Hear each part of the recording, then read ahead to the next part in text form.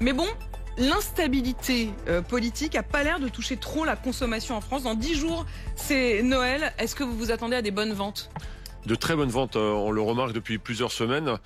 Les Français veulent se faire plaisir. Votre catalogue, je le dis pour ceux qui ne regarderaient pas à la télé. Devant vous, vous avez le catalogue, j'allais dire le catalogue des jouets, mais non, c'est le catalogue des foie gras. Le catalogue des foie gras, le catalogue des saumons, des bûches de Noël, du caviar. Les Français veulent se faire plaisir. Je pense que ça fait trop longtemps que ils se sont serrés la ceinture et on le voit dans les magasins.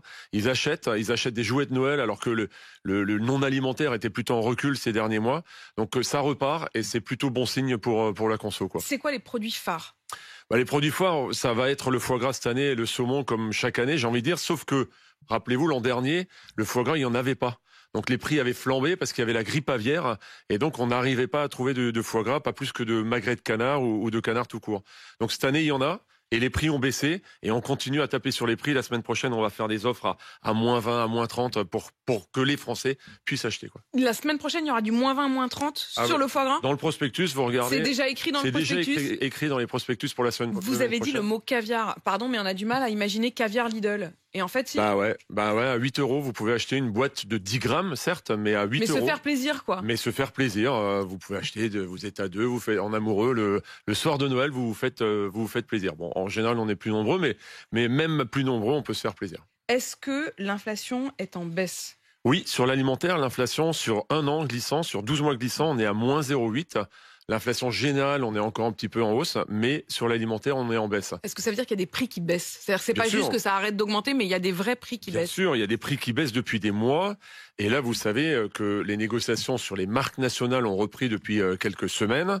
Alors malheureusement, avec l'opacité des multinationales, on nous demande des hausses de l'ordre de 10-15%, mais on va se battre pour obtenir des baisses, pour que les prix des marques nationales baissent également. On est encore au début des négos. Vous pouvez espérer effectivement les tirer en bas. Ça se termine fin janvier. Ça, vous reviendrez nous en parler justement en janvier, c'est très important. Mais là, dans la perspective de Noël, quels sont les rayons qu'on doit privilégier si on veut pouvoir espérer des prix qui baissent ?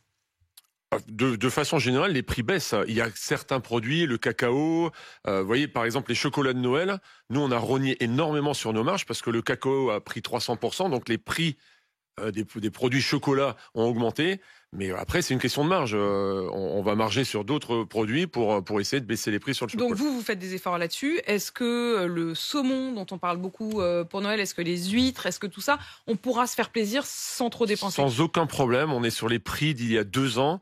Donc on revient à des prix normaux et les gens peuvent se faire plaisir. Les jouets, c'est un très bon exemple sur le non alimentaire. L'an dernier, c'était plus compliqué. Cette année, on a quasiment plus de jouets dans les rayons. Il en reste quelques-uns pour les achats de dernière minute. Ils ont anticipé, les Français. Ils ont anticipé plus que les années passées, effectivement. Mais Noël, le calendrier fait que Noël est un mardi soir. Donc le week-end prochain, pas celui qui vient demain, mais le week-end d'après va être très, très fort. Le week-end d'après sera très chargé. Effectivement, on l'imagine. La politique, il n'y a toujours pas de Premier ministre. Est-ce que ça a un impact sur vos dossiers, à vous, sur les dossiers de l'alimentaire, sur les dossiers de la négociation, sur la question des tickets restaurants ? Alors ça n'a pas d'impact sur la consommation et sur l'affluence des clients dans les magasins. Par contre, effectivement, depuis plus de 6 mois, c'est plus de son, plus d'image. Là où avant, on avait des réunions régulières avec Marc Fesneau, le ministre de l'Agriculture, ou Olivia Grégoire sur les sujets de Origine Info, sur des sujets de la loi de modernisation de l'économie que je rêverais de pouvoir réformer. Depuis 8 mois, depuis 6 mois, enfin depuis la dissolution de l'Assemblée en juin, plus de son, plus d'image. On a sollicité des rendez-vous, on n'a pas de réponse. Donc ouais, c'est compliqué parce que ça serait bien, et on le voit à travers le mécontentement et la colère des agriculteurs aujourd'hui dans les campagnes. Ils attendent des réponses, on attend des réponses sur pas mal de sujets. Et c'est ce que disait notamment Arnaud Rousseau, le patron de la FNSEA, qui dit que le ministre de l'Agriculture change tous les 2 mois, qu'il n'y a aucune perspective, qu'on ne peut effectivement pas tenter d'anticiper les questions. 2 points en particulier qui sont sur la table. La question en effet des tickets resto. Ouais. Je crois que vous avez fini par ouvrir, vous, les magasins Lidl aux tickets restaurants. C'est tout récent, hein ? C'est tout récent, ça date de septembre, parce qu'en fait, on disait on ne prendra pas les tickets resto tant qu'ils ne sont pas dématérialisés, parce que ça a un coût énorme de traitement, le papier. Aujourd'hui, 80% des tickets resto sont dématérialisés, donc c'est pour ça qu'on les accepte. Exactement, c'est les cartes de titres restaurant, pardon. Et en fait, le problème, c'est que de par cette motion de censure, tout s'est arrêté. Donc là où on devait prolonger de 2 ans l'acceptation des tickets, des titres Dans les restaurants grandes surfaces. dans les grandes surfaces. Aujourd'hui, c'est bloqué. Tout simplement parce qu'il y a Donc plus ça de veut dire que gouvernement. potentiellement, au 1er janvier, là, vous ne pourrez Potentiellement. plus accepter les titres resto. Sauf sur le snacking, donc le petit sandwich triangle, la pomme. Donc, mais on peut l'accepter sur la pomme, mais pas sur le chou-fleur. Enfin, c'est complexe.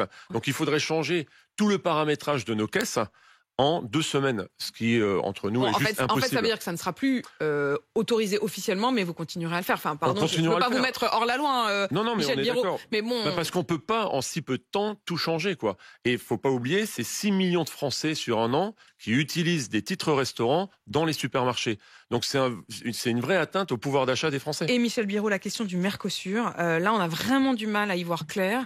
Le président de la Commission européenne a ratifié officiellement l'accord de libre-échange, sauf que la France continue à y être opposée.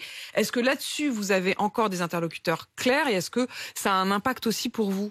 Alors non, ça a un impact pour le monde agricole. Le Mercosur, je suis pas contre, je suis pas pour. Ce qu'il faut juste savoir, est-ce que le monde agricole souhaite, mais au-delà du Mercosur, j'ai envie de vous dire, c'est l'Europe.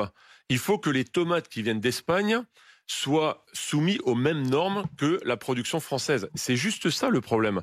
Donc, Mercosur ou pas Mercosur, si le traité est signé, il faut y mettre des clauses très claires pour les clauses miroirs. C'est-à-dire que le poulet qui vient du Brésil doit absolument être soumis aux mêmes normes que le poulet français. Ceci étant, la distribution n'est pas concernée par le Mercosur. On n'a jamais vendu de produits, jamais on a vendu de produits venant du Brésil et on n'en vendra jamais. Enfin, c'est du bon sens. Donc, de toute façon, pour vous, ça n'ouvrirait pas une perspective de marché ? Absolument pas. Je connais aucun distributeur qui un jour a vendu des poulets du Mercosur. Donc, aucun problème de ce point de vue-là, mais vous partagez l'inquiétude et la difficulté à anticiper des agriculteurs. Parce que le problème, c'est la restauration collective, c'est la restauration hors domicile. C'est ça le problème. C'est là que viennent les importations du Mercosur. Merci beaucoup, Michel Biérot, d'être venu ce matin tourner les feuilles du catalogue aussi de Noël et commencer à nous faire rêver un peu. C'est dans 10 jours. Michel Biérot, donc les magasins Lidl en France. Il est 7h48.